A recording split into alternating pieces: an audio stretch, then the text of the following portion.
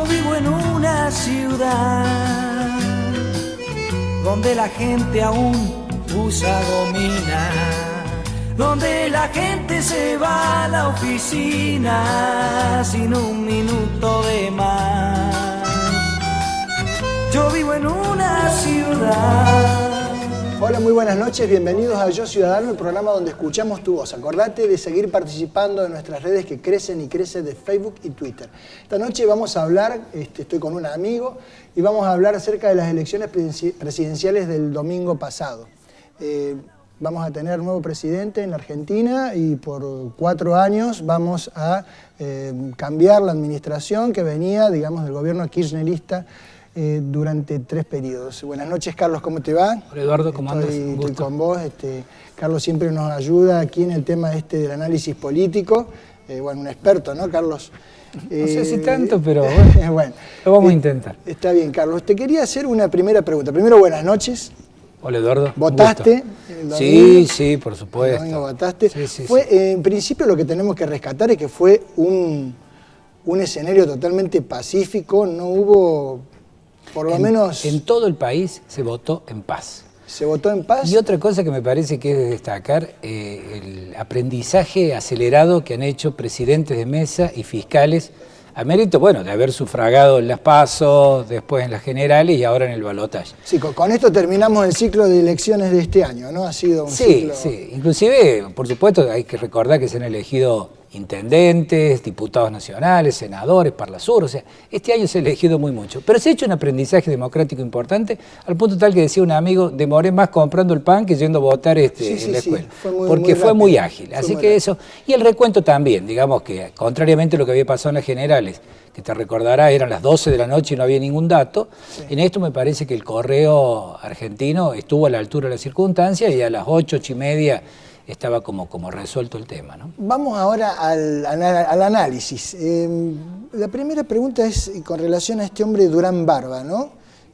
Francamente, yo no tengo mucha experiencia y no conozco mucho.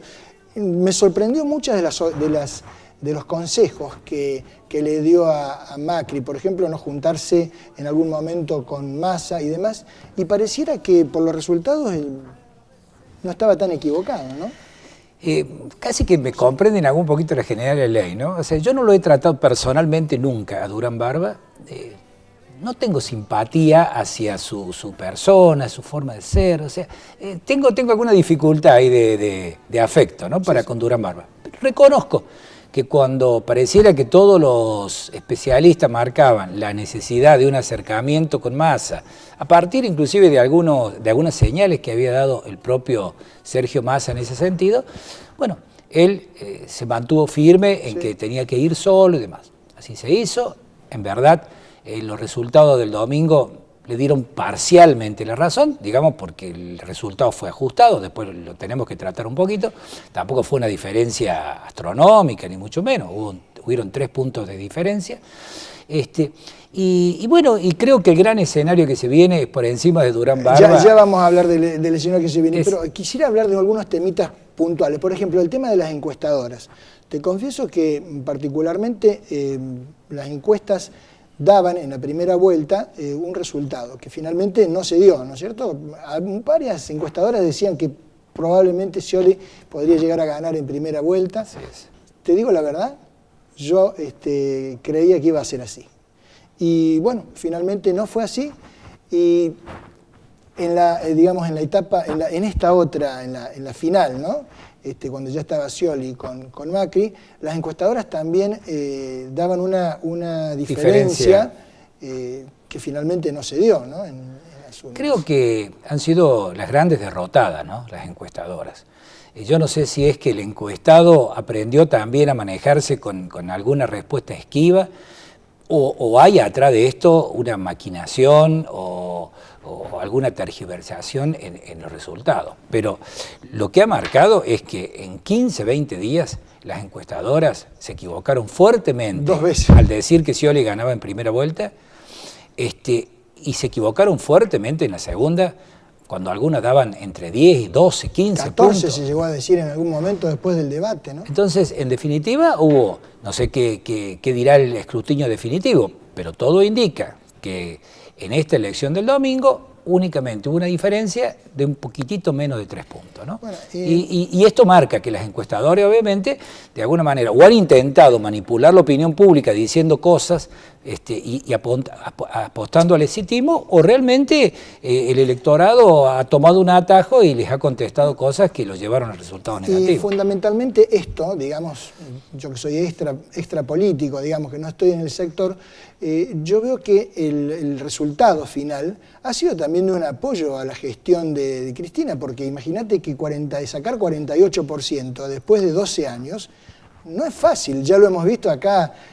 Menem cuando se quiso presentar sacó el 20 y pico, bueno, el radicalismo después de Alfonsín con Angeló sacó 30 y pico, no hablemos después de la Rúa, ¿no? Prácticamente.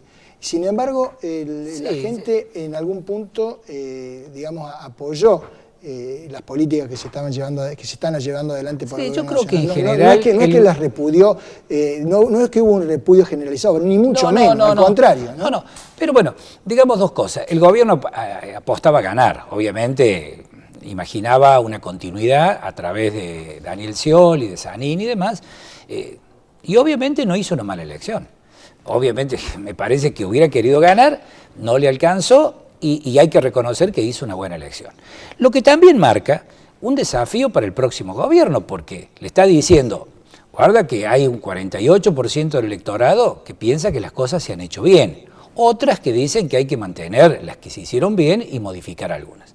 Entonces hay un escenario en donde vos te das cuenta, un ejecutivo que gana por un voto es un ejecutivo nuevo. Entonces, en esto va a haber, digamos, un fuerte movimiento, pero también es cierto que va a necesitar de un equilibrio porque tanto en el Congreso de la Nación, Cámara de Senadores o Cámara de Diputados, hay un escenario en donde nadie tiene mayoría, ¿no? Claro, particularmente el oficialismo. Con lo cual el oficialismo necesita afianzarse en los próximos años. Ahora vamos a ir a un cortecito y después seguimos hablando, porque quiero que hablemos ya de los candidatos, un poquito de Scioli y un poquito de Macri. Perfecto. Vamos a un corte, señor director, y ya volvemos al segundo bloque. Yo vivo en una ciudad donde la gente aún... Bueno, estamos acá en el segundo bloque de Yo Ciudadano, hablando de las elecciones presidenciales que pasaron el domingo pasado. Estoy acá con un amigo, Carlos Rossi. Y, Carlos, te quería preguntar, si vos tuvieses que identificar cuáles fueron las fortalezas y debilidades de cada uno de los candidatos, empezando por Scioli, ¿cuáles serían?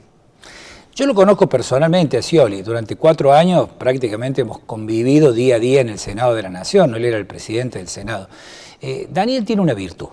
Es una persona de buscar consensos. Es una persona que entre el no y el sí hace esfuerzo para realmente tratar de llegar a ese consenso a través del sí. Es de construir, sabe trabajar en equipo. Y tal vez lo que, buscando fortalezas y debilidades, lo que le faltó en el último momento es transmitir esa identidad de él, esa ¿no? impronta. Yo he estado en muchísimas reuniones de sobremesa, hablando de política y demás, y por encima de que vos decidís acompañarlo con el voto o no, es difícil encontrar en ninguno, inclusive de los candidatos de la oposición, alguien que te hablara mal de Scioli, ¿no? Creo que en ese sentido también tiene que ver con la elección. Cuando Cristina decide pedirle a Randazzo que se baje de la interna, ¿no es cierto?, cuando se iban a hacer las PASO, y consagrarlo a Scioli como candidato del espacio del Frente para la Victoria, lo que creo que estaba reflejando es lo que ella veía en las encuestas.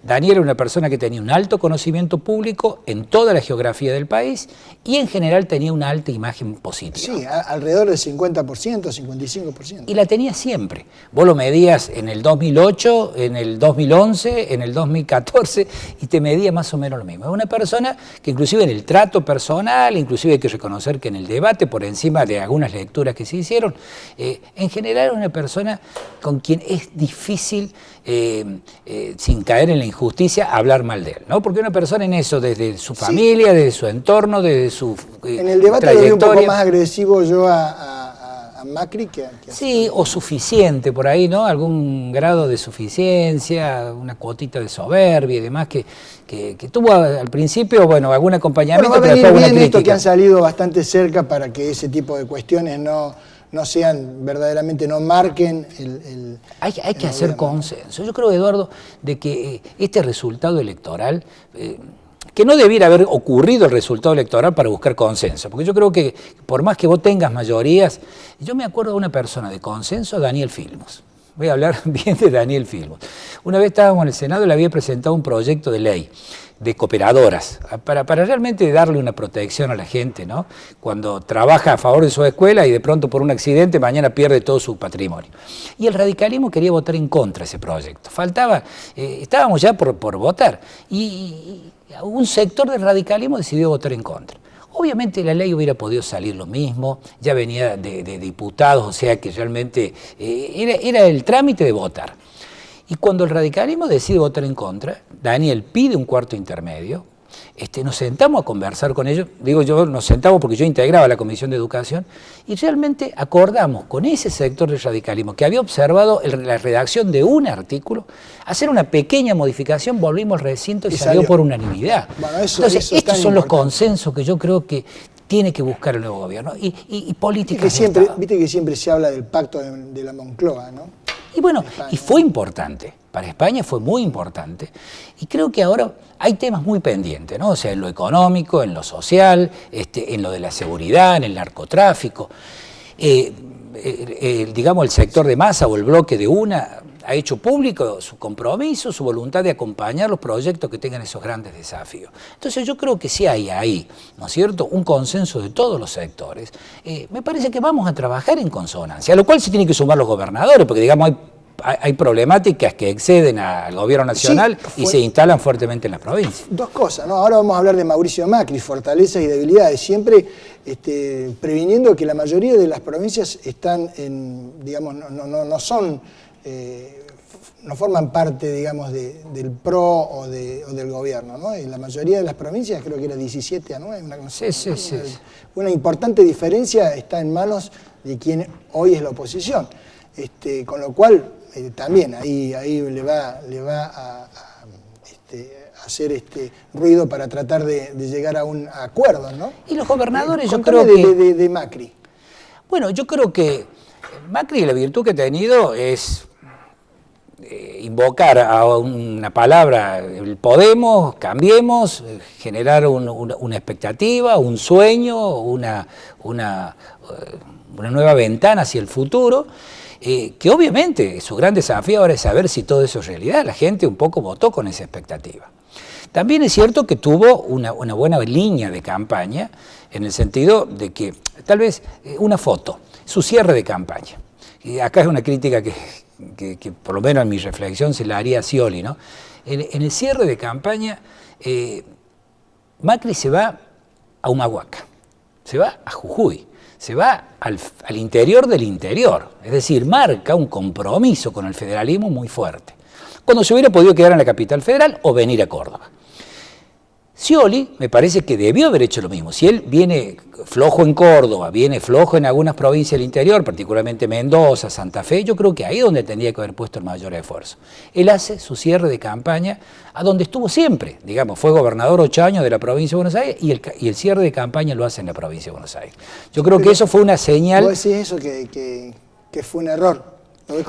Yo creo que el cierre de campaña, es decir, si yo soy jefe o gobernador de un distrito y quiero ser candidato a presidente, se entiende que esto ya más o menos lo tengo resuelto o lo tengo, digamos así, de alguna manera. Había tenido un revés importante en la provincia con esta chica. Con Aníbal Fernández, con María Eugenia Vidal. Pero claro, era otra elección. Pero era otra elección. Eso ya se había resuelto, ya lo de Aníbal Fernández había quedado, digamos así, en un segundo plano, porque ya teníamos una gobernadora electa. Y me parece que Macri es una persona que, lo veremos en su gabinete, ¿no? Si es capaz de llamar a los sectores, aún que no integraron el espacio de Cambiemos, ¿no? Ahí se habla de la posibilidad hoy hasta de Randazzo, de poderlo convocar, se habla de la posibilidad de gente de UNA para que pudiera integrar su equipo. No, se está hablando de la continuidad, digamos, del presidente de YPF también. Sí, Y también se habla, o sea, ahora digamos así vienen las críticas, ¿no es cierto? O por lo menos alguna observación.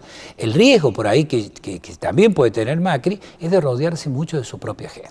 Bueno, yo creo que en la conferencia de prensa de ayer, que fue la primera, cosa que no lo hizo ningún medio, yo por lo menos no lo vi una silla muy pro.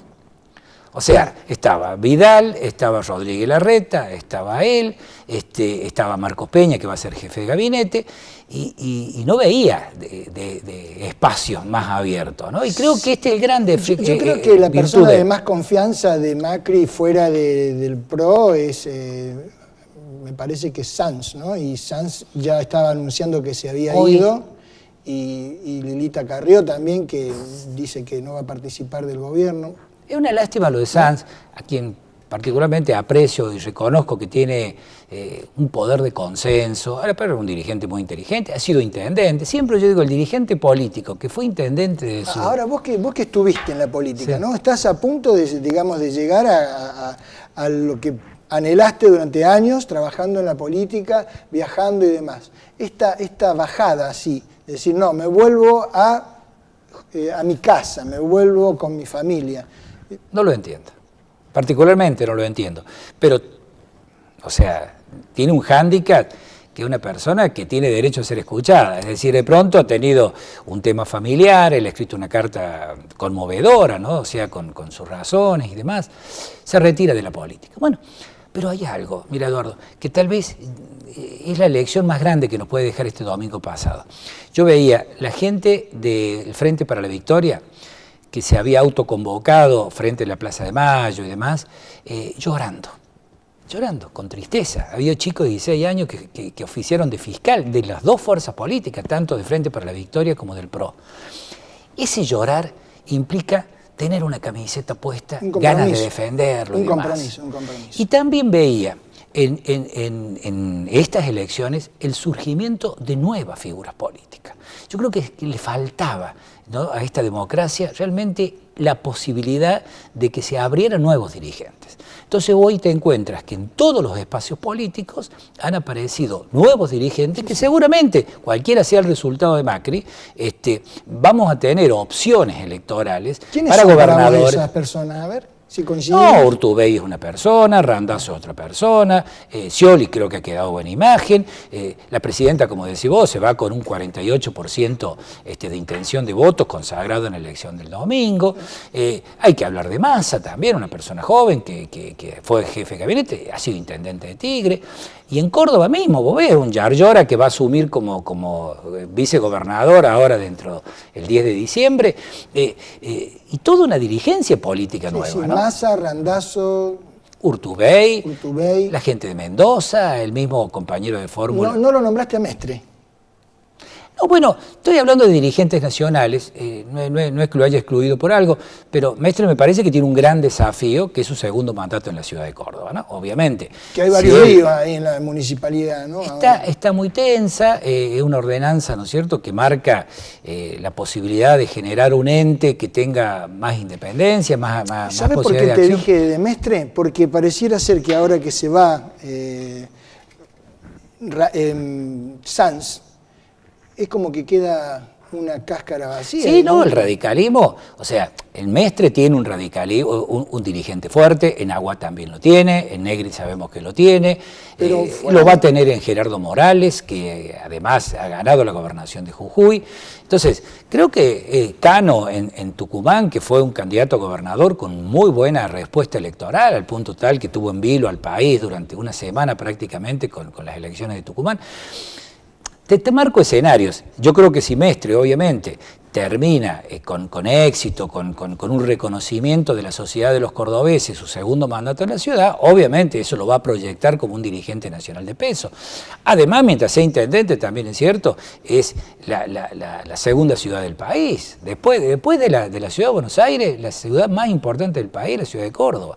Es decir, que obviamente todo lo que él haga en su gestión va a tener una repercusión y va a tener un reflejo en el gobierno nacional, ¿no? Sí, pero bueno, el radicalismo ha perdido bastantes cosas, ¿no? Me acuerdo cuando se alcanzó la gobernación de la provincia de Buenos Aires, cuando hubo una muy buena elección del Bueno, el radicalismo en el 83 fue gobierno a nivel nacional, gobernó la provincia de Córdoba, la ciudad, y tenía realmente una fuerte representación. Lamentablemente, los tiempos fueron pasando, sus dirigentes cada vez conseguían menos caudal de votos y llegó el momento de sacar 3-4% en las elecciones, ¿no? Hoy realmente está nuevamente puesto en valor. Hay un equipo de Cambiemos en donde el radicalismo es una de las patas fuertes que tiene y eso es lo que se va a transmitir obviamente en la gestión de gobierno que empieza el 10 de diciembre. Preguntita te hago. ¿Crees que se definió esta elección? Ajustadamente, ¿no? Sí. ¿Crees que ahí hubo...? Yo creo que se empieza a definir cuando la Vidal gana la provincia de Buenos Aires. Cuando Vidal gana la provincia de Buenos Aires. Porque me parece que la provincia de Buenos Aires era la que le daba el caudal electoral más fuerte, así como Córdoba le daba a Cambiemos el caudal electoral del 70 y pico %, la provincia de Buenos Aires tenía la expectativa, obviamente, de garantizarte que no hubiera segunda vuelta o balotaje, sino que directamente se pudiera definir. Y en el balotaje, y sin embargo en ninguna de las dos oportunidades. En la primera pierde con Aníbal Fernández y en la segunda hace apenas una exigua diferencia que no le alcanza para proyectarse y compensar otros distritos electorales, ¿no? Así que eso yo creo que en la provincia de Buenos Aires fue fundamental. Tal vez la gente pensó que Scioli iba a conseguir mucho más votos de lo que realmente termina consiguiendo, como para marcar una diferencia fuerte en el distrito electoral más fuerte del país. Sí, pero fue fundamental lo que pasó acá en Córdoba. No, Córdoba le termina dando la presidencia a Macri. O sea, hay 43 puntos de diferencia entre Cambiemos y el Frente para la Victoria. Entonces, eso realmente creo que trasciende. Lo han reconocido todos, los analistas políticos y el propio candidato triunfante, Mauricio Macri, ¿no? Bueno, Carlos, te agradezco mucho, realmente siempre claro, nos ayuda muchísimo tu visión, porque realmente es tanta experiencia que tenés vos en esto, has militado. Pero yo quería chico, ¿no? Cerrar con 30 segundos, ¿no? A ver, sí. Creo que es el esfuerzo de todos, o sea, hay un gobierno nuevo que va a empezar el 10 de diciembre, pero nosotros a cada persona que vemos que ha hecho un esfuerzo para que esta gestión, ¿no es cierto?, pudiera conseguir algunas cosas, creo que también hay que reconocerla, creo que esto hay que transmitirla en la mesa. Viene Navidad, o sea, quedan un mes, ¿no?, para que realmente, y creo que tiene que ser el desafío de los argentinos, encontrarnos, superar diferencias, que un brindis realmente diga, bueno, perfecto, yo tenía razón en algo, en otras no, viceversa. ¿Te gusta una palabra? Sí. ¿Concordia? Sí. Sí, concordia, encuentro, armonía. Creo que el gran esfuerzo que tiene que ser de todos, no creernos que tiene que venir solamente de un Y no creerse que alguien es el salvador de todo esto. Y los argentinos en esta elección hasta eso nos han transmitido, que nadie tiene el poder absoluto, ni nadie tiene la verdad absoluta. La verdad surge del consenso de todos. Bueno, nos vemos, Carlos, gracias, en cualquier momento. Sí, gracias. Nosotros nos vamos a un corte y volvemos en el tercer bloque con Yo Ciudadano. Gracias.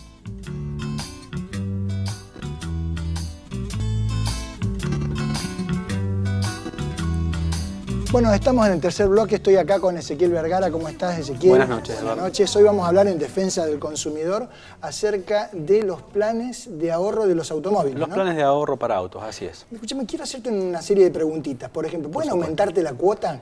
Así es, Eduardo. Pueden aumentar la cuota siempre y cuando sea un aumento razonable y obviamente en relación a la capitalización del vehículo que hemos adquirido. O sea, en relación a lo que vale el vehículo. Exactamente. No pueden hacer aumentos de tipo retroactivo ni tampoco abusarse en el aumento que no tenga que ver con el propio aumento del capital. Está bien, pero bueno, ¿qué es abusarse? No sé.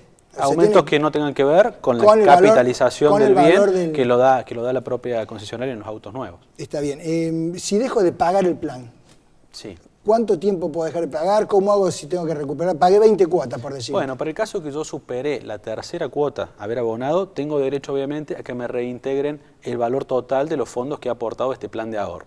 Tengo derecho a que me reintegren la totalidad con la cuota, obviamente la cuota pura, actualizada al momento del reintegro. Pero obviamente debo esperar un plazo y este plazo está estipulado en el contrato. Son contratos de adhesión, esos cartones grandes que nos entregan, en el cual varía de contrato a contrato, pero más o menos, pero el plazo suele ser al finalizar el grupo específico que me toque. O sea, que son la espera puede cuotas, ser la espera suele ser de varios años, conforme el tipo de plan que yo adquiera, pero lo importante es saber que una vez que nosotros aceptamos, llegamos al momento en el cual se genera este derecho, la administradora tiene 40 días para poner a disposición los fondos, y en el caso que no lo hiciera, obviamente vamos a poder reclamar los intereses que son en una tasa pasiva del Banco Nación.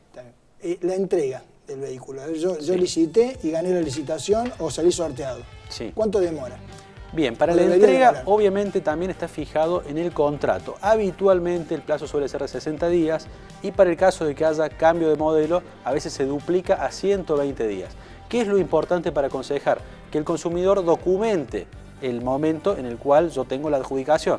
Es decir, desde el momento en el que nosotros presentamos toda la documentación en la concesionaria, desde ese momento empieza a regir el plazo.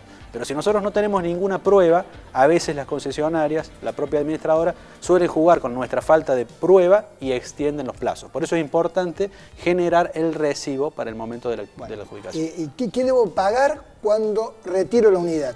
Porque bueno, por ahí te empiezan a poner cosas que no se sabe de dónde salen. Exactamente. Lo normal que nos pueden llegar a cobrar es la registración, es decir, el patentamiento, el costo del seguro y el flete. Si hubiera una inscripción de una prenda, también si correspondiera podemos pagar eso.